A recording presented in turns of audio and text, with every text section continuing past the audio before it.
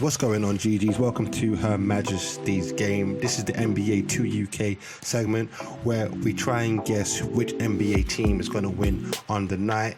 And what we're trying to do is aim for at least above 50% on games guessed throughout the whole season. So we can get an average of 50%, which is just one and two, that we know have had a good season. And then next season we're trying to go up to 60, then 70, then 80. But without further ado, let's go and let's get on with the games that are going on tonight. So in regards to the first game, which I feel that's going to is probably the main game of the whole night, which is the Nuggets versus the 76ers. Now the 76ers are 7-2 respectively, and also the Nuggets are 3-5. Now even though the 76ers have such a good record, you would believe that because of the teams they faced, they haven't really faced anyone good. That's because that they haven't placed anyone who's really challenging for a title yet. So with this one, I am going to go with the Nuggets to take this one. I feel like Jokic is going to have a monster game. He'll be playing absolutely out of his mind. I know they fell to the Mavericks the other day, but I feel like this is going to be one of them ones where their back is against the walls. That's when Denver are at their most dangerous. So I feel like Jamal Murray and Jokic are going to have a monster game. I know they missed Michael Porter Jr., but I do feel like the Jokic will be able to just will them through, because his game's gone to another level in terms of his playmaking ability as well. I expect Embiid to have a really, really good night, but what I do expect as well is for Steph Curry to not have such a prolific shooting touch. I do feel the Denver Nuggets will be prepared for it, as Mike Malone is quite a good coach and is very good at making adjustments. So I'm going to go for a Denver win here. Now in terms of the Hawks and the Hornets, the Hawks, interesting. They had a few ruffle of feathers in terms of Collins and Trae Young. So I'm going to go for a Hornets win, because I feel like after they were winning against the Pelicans, away at the Pelicans, they're now at home. So I feel like Gordon Hayward's going to continue his good start. I've seen one game he got a 44 or something, and the last game he got like 26. So I think he's really found his feet at the Hornets, as I say. And then also with Terry Rozier to come through as well with his point production, and obviously Melo seems to be coming off the bench. It seems to be really working for the team. So I'm going to go with the Hornets to win. That's another home victory. The Suns versus the Pacers. Now, you would expect that because the Suns are coming off a very, very hard loss where they should have won, they should come out all guns blazing against the Pacers. But then they could also be tied because they had an overtime. They had to go to overtime.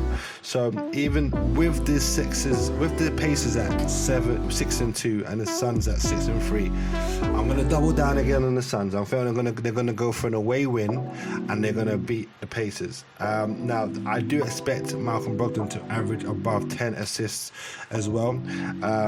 But I just feel like the Suns, because of the loss, I feel like Chris Paul's going to get them over to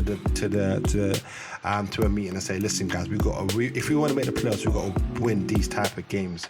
So I'm going to go with a Suns win. Now, next game is the Heat versus the Wizards. So with the Heat, it's so weird because I know Bradley was going to put up monstrous numbers. The key is really Russell Westbrook. Can he have a good game against the Heat? We all know what he's going to bring with Jimmy, with Bam, with Duncan. They've got so many people that can score as well. But I'm going to go for, I don't think the defense of the Heat will allow the Wizards to come up with so much. They're going to probably let Bill get his points, but I feel like the Heat will come across with the victory. So I'm going to go for a Heat win there. Now, the Bucks and the Cavaliers, which interesting enough, they are 5-4 of each. Now, that's interesting. You would have thought that the Bucks will have a couple more wins. They had a very, very bad loss yesterday. So I think they're going to react in a very, very, very aggressive manner. And they're going to come through with the win against the Cavaliers. But don't be surprised if there is a bit of an upset. But I don't expect Giannis to allow them to lose 2 games in a row. So I'm going to go with the Bucks for a win. It's going to be tight, but I'm going to go with Bucks for the win. Yep, Bucks for the win. I don't think they'll do 2 games in a row. Now, the Spurs are a cheeky one. So the Timberwolves are now 2-6, and the Spurs are 4-4 with a very, very impressive win with the Lakers, which I think gave them a lot of confidence. I thought the Spurs didn't have an ability to shoot threes very well, but it seems like they put that to bed against the Lakers. So if the Cat is not playing, I'm going to go for a Spurs win here. I feel like Popovich will outcoach the Timberwolves coaching staff. I feel like with the way not DeMar DeRozan's first say, but if DeMarcus Aldridge plays like he played against the Lakers, I really do think that the Lakers, that the Spurs will probably come away with this one. It's going to be a tight one. Not going to be a blowout, I don't reckon. It's going to be a tight one. But if they hold up the end of the bargain and they keep clutching, I feel like the Spurs may win this one, and then they'll end up 5-4, which is quite respectable. And of course, it is in a playoff hunt, so I'm looking forward to seeing that game as well. Probably a game that I'll probably watch to see, because they need D'Angelo Russell. With the Timberwolves, 2-6 is a bit, I think they had much more aspirations than that, So I think they need to get this win, but I'm going to go for a Spurs to come out with 5-4. Next, we have the Magic versus the Mavs. It seems that Luka's condition is going much more better. Yesterday, I betted against the Magic.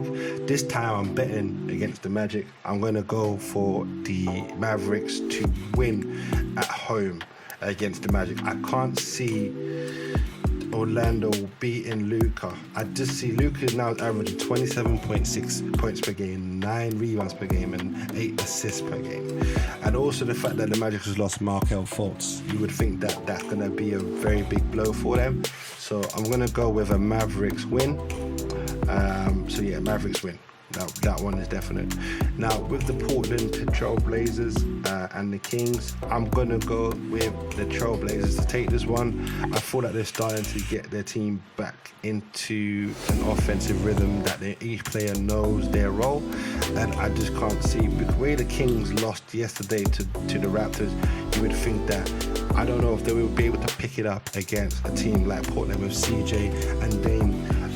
Was an Ernest Cantor as well as Nurkic to come through, and also Carmelo Anthony. I think they've got too many scoring options as well. So in regards to that one, I feel like the Portland should take it.